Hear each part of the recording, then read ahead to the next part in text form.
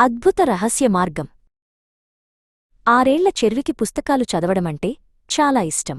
సాహసాల గురించి, దాచిన నిధుల గురించి కథలు వింటే ఆమెకు మరీ మరీ ఆనందం. తన ఇంటి పెరట్లోనే గొప్ప సాహసాలు ఊహించుకుంటూ ఉండేది.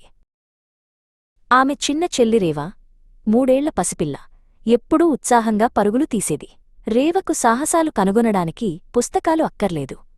ప్రతి ఆకు కదలికలో, ప్రతి తుమ్మెద రెక్కల చప్పుడులో వాటిని వెతికేది. ఒక సాయంత్రం చెర్వి కథల లోకంలో మునిగి ఉండగా రేవ ఏదో కొత్తగా కనుగొంది.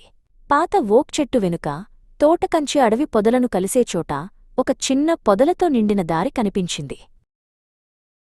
చెర్వి, చూడు!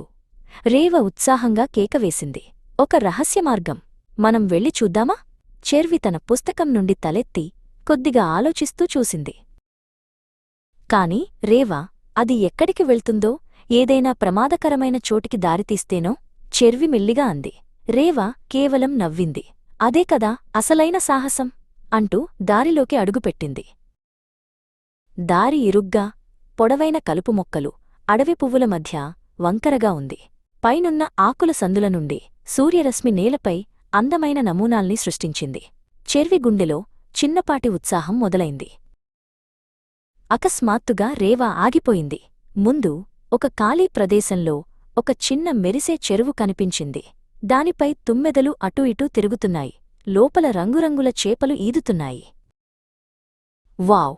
చెర్వి ఆశ్చర్యంతో ఊపిరి పీల్చుకుంది. అది అస్సలు భయంకరంగా లేదు. చాలా అందంగా ఉంది.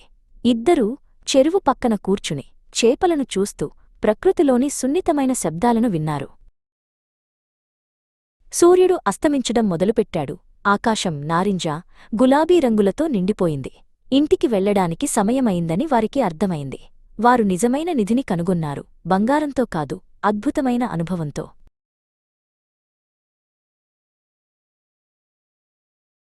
ఆ రోజు చెర్వి సాహసాలు కేవలం పుస్తకాలలో మాత్రమే ఉండవని నేర్చుకుంది.